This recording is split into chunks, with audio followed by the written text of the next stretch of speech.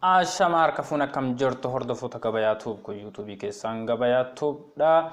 Warri biyya keessa jirtan warri biyyaan jirre nageenni keenya bakkuma jirtanitti isinaa qaqqabu jecha ku YouTube keessan gabayaa tuubidha. Gabayaan tuubii yeroo hundaayyuu meeshaalee Itoophiyaa keessatti akkaataa itti fayyadamni isaanii maal akka ta'e gatiin isaanii meeqaan akka jiru magaalota kam irratti akka argamanii fi kwaalitiin isaanii maal akka fakkaatu information isa guutuu wajjin kan isin dhiyeessu akka ta'e beekamaadha jechaadha.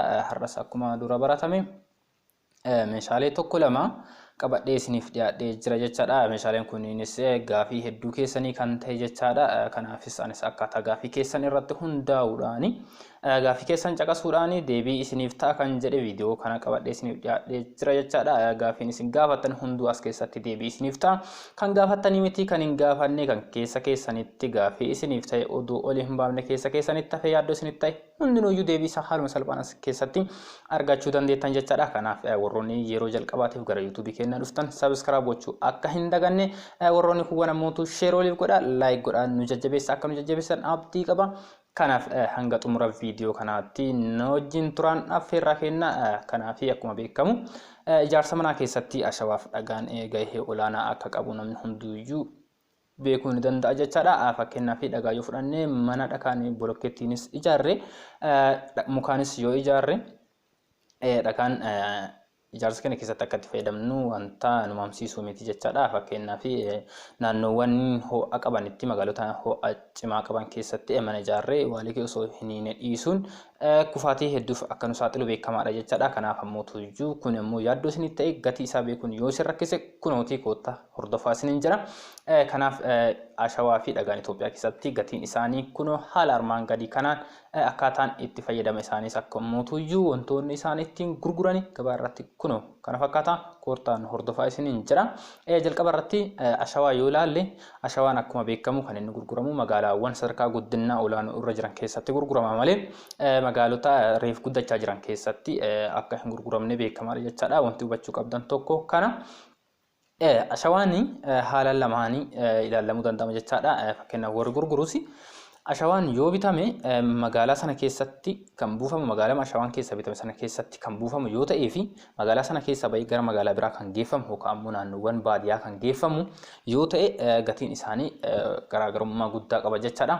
Kanaaf jalqaba irratti akkaataan konkolaataan isaan ittiin gurguran yoo ilaalle konkolaataa kanaan gurguran jechaadha. Sarkaa jalqaba irratti konkolaataa Sinotraak jedhamu kanaan gurguranii guutuun isaa ammoo tuyyuu ashawaan konkolaataan kun guutuun isaa jechaadha qarshii 4,000 gurgurama jechaadha. Qarshii 4,000 kanaan magaalaa binne keessatti kan buufnu qofa yoo ta'e jechaadha. Fakkeenyaaf Adaamaa keessaa hin binne yoo ta'e ashawaa Adaamaa keessaa binne Adaamaa keessatti kan buufnu yoo ta'e qarshii 4,000 haaluma salphaan bituu dandeenya jechaadha. Akkasumas magaalaa Shaashamannee keessaa yoo binne qarshii 4,000 buusuu dandeenya. Magaalaa Shaashamannee gandoota magaalaa Shaashamannee keessa jiran keessatti kan buufnu yoo ta'e qarshii 4,000 buusuu dandeenya jechaadha.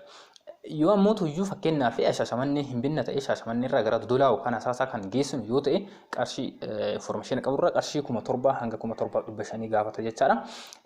Magaalota kaawwanis haaluma saniin tilmaamtanii beekuu dandeettanii gatii isaa argachuu dandeettan jechaadha. Haalli isaa kana fakkaata. Sadarkaa jalqabaa irratti ashawaan Sinotraakii kanaan gurguramu qarshii 4,000 haaluma salphaan bituu dandeenya jechaadha.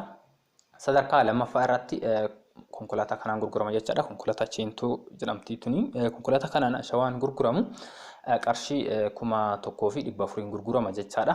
Guutuun isaa qarshii 1,400 qarshii 1,400 kan ta'u yoo magaalaa binne sana keessatti akkuma dura isin jedhe sana magaalaa sana keessatti yoo buufne jechaadha. Dabalataan immoo makiinaa kana yoo binne magaalaa binne san keessaa bahee iddoo biraa carraan nu dhaqu salphaadha jechaadha. Yoo makiinaa guddichaa duratti Sinotraakii sana yoo binne iddoo kamuyyuu geessuu danda'a jechaadha. Tanaan ammoo tuyyuu kiiloomeetira gabaabaa hanga 70-60 geessuu dandeetti jechaadha. Fageenya hagasii irratti gatiin isaas ni dabalama. Magaalaa binne keessatti kan buufnu yoo ta'e ammoo tuyyuu qarshii 1,400 haaluma salphaan nu buusuu danda'an jechaadha. Dabalataan ammoo tuyyuu konkolaataa kanaan ashawaa gurguramutu jira. Konkolaataa Isuuzuu kuntaala 10 qabatti jedhamti beekamti. Konkolaataa kanaan ashawaan gurguramu qarshii 1,100 bitama jechaadha. Isin irra caalaatti magaalaa bitamu sana keessa dandeettiin bahuun isii salphaa waan ta'eef bahuu waan hin dandeenyeef magaalaa sana keessatti bitamee buufamuu danda'ama jechaadha. Fakkeenyaaf ijaarsa manaa xumurree sadarkaa xumuraa irraa hin geenye ashawaan muraasni kan nu hanqatu yoo ta'e isii kanaan bituu dandeenya jechaadha. Dabalataan immoo ashawaan diimaan kan jedhamu jira. Ashawaan diimaan suni irra caala makiinaa kanaan waan gurguramuuf makiinaa kanaan bituu warri barbaadani qarshii 1,100 haaluma salphaan bitachuu dandeettan jechaadha. Dabalataan ammoo tuyyuu ashawaa hanga kana yoo jenne haalli dhagaa biyya keenya keessatti gabaan irratti gatiin isaa maal fakkaata maaliin akka gurguramu beekuu warri barbaadan innis kun haaluma salphaan asitti isiniif dhiyaatee jira jechaadha.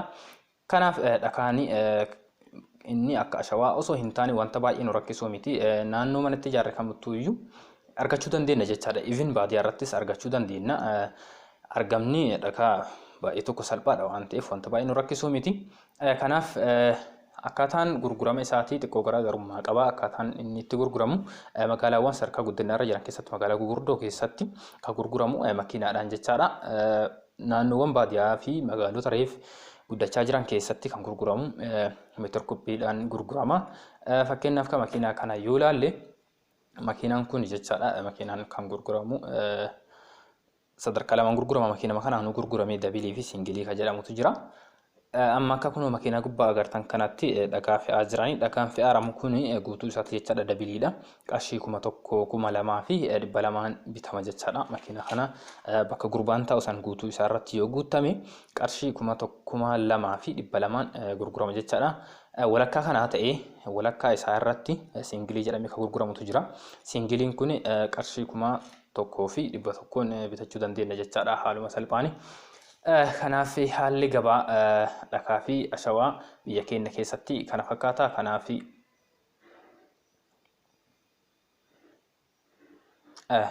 haalli gabaa ashawaa fi dhakaa biyya keenya keessatti kana fakkaata. Kanaaf namni kamuyyuu garana dhiyaatanii gaafatanii yoo jettanii meeshaalee hafan hundayyuu haaluma salphaan argachuu dandeettan jechaadha.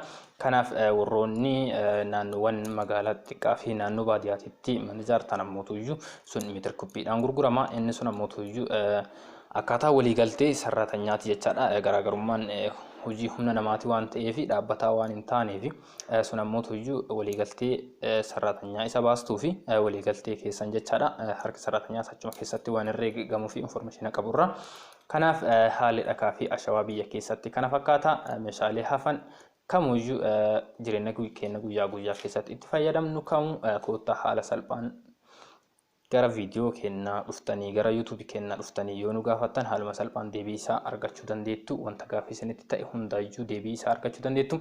Kanaaf nuti ammoo gaaffii isin gaafattan irratti hundaa'uudhaan jecha hamma gaaffii keessaniitti ole wanta gaafattan miti wanta gaaffii sammuu keessanitti ni ta'a jenne yaan hundaayyuu deebii isaa isiniif deebisuudhaaf qophii kennaa xumurree jirra jechaadha. Kanaaf waan isin irraa qusannu tokkollee hin qabnu gara YouTube kennaa koottaa viidiyoolee kennin daawwadha. Like godha, share godha, subscribe gochuu ammoo akka hin daganne isin jira. Kanaaf guyyaa har'aatiif hangana yoo waliin jenne hanga viidiyoo biraatiin walitti deebinutti nagaan naaf turaa isin jedha. Nageenyi keenya bakkuma jirtanitti isin haa dhaqqabu. Nagaan naaf